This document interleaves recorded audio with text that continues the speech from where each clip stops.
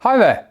Well, if you've seen any other videos on my channel, you know one or two I'm out riding on this very trick old BSA. It looks kind of standard at first glance, isn't. And while the engine's apart, I thought I'd be able to show you some of the trick things inside it, because obviously when it's all together, I can't.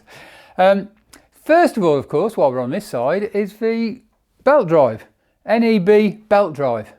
I fitted that a good few years back. Several reasons, one of which is I couldn't stand the oil leaks out the chain case, and I just think it's a nice solution. Belt drives are just so nice. So I fitted this NEB one, and I say it was more because I liked the idea, but the benefits really surprised me. First of all, it runs a lot quieter.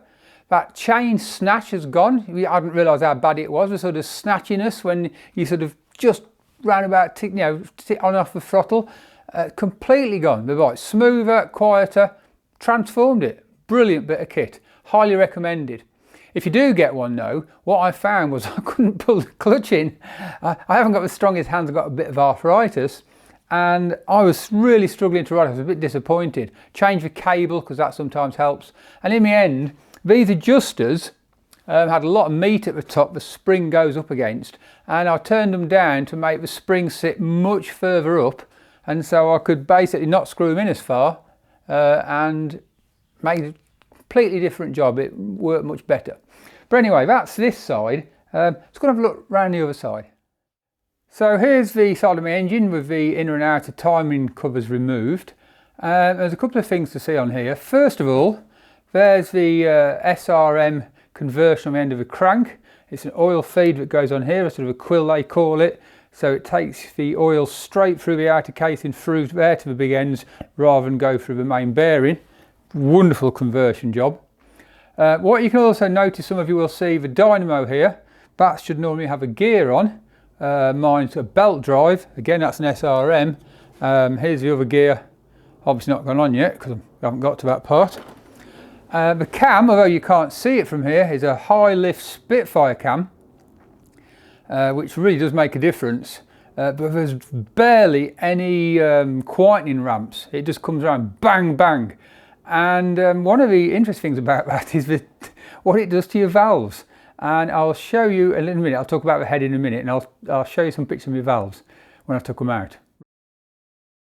I'll just put the inner timing cover in place just loosely, because I wanted to show you that's where the tacho drive comes from on mine. Some of them came from the back here. Some didn't have tachos, and of course what you need is this little drive that goes on there, runs off your oil pump. That's the wrong way around.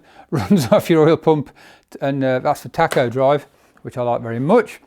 And one of the good things I did, I really chuffed at this little modification. If you look carefully, can you see there's a seal there?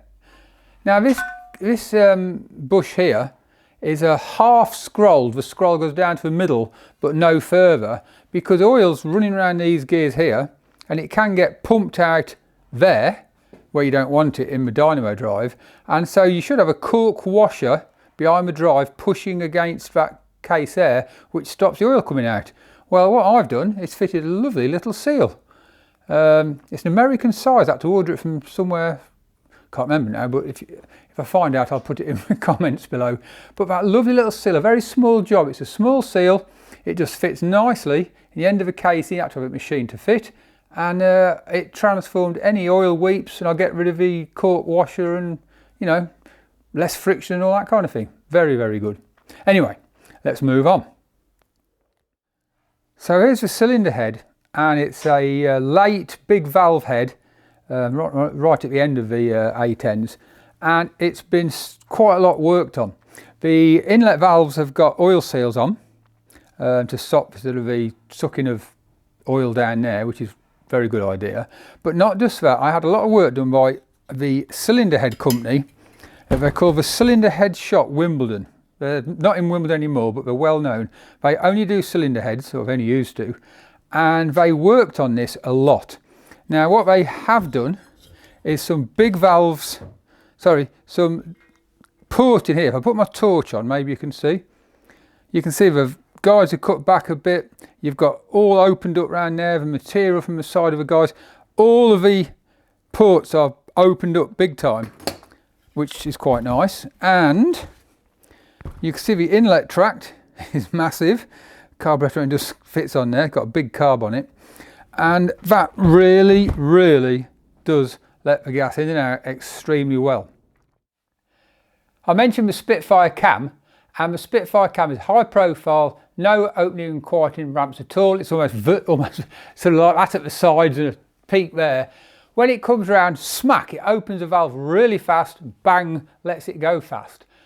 Now, I've ridden this bike fast and hard for 40,000 miles or so since the cylinder head was done on those valves, and when I had all this work done, I had the crank and all that balanced and the new rods done at Seeger Engineering in Suffolk, and I handed in my head because I needed the stud at the back of the carb stud. There was a little issue, it needed a little bit of weld on there. It'd been stripped out for 30 years of thread and there was a wrong stud in.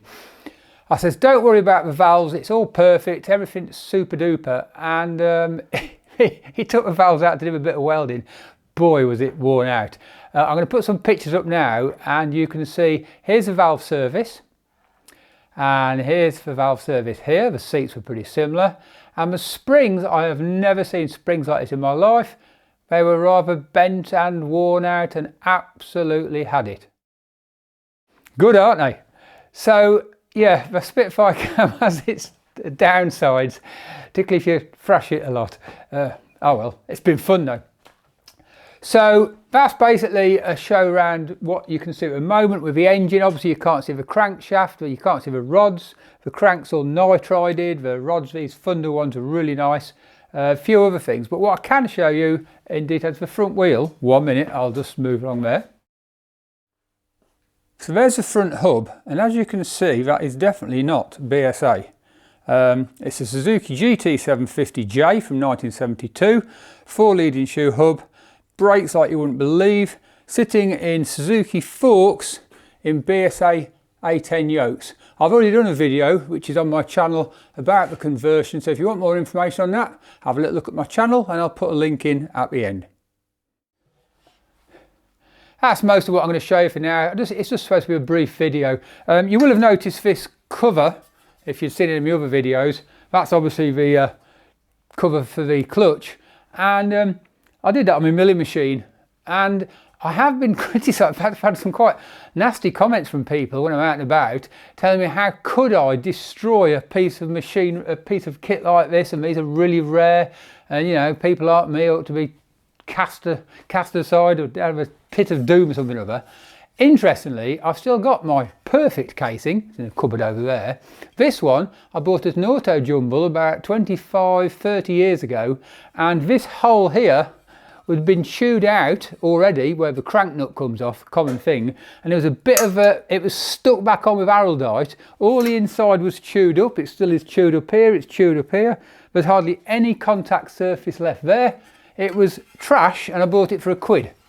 So I haven't ruined anything, for those who worry about these things.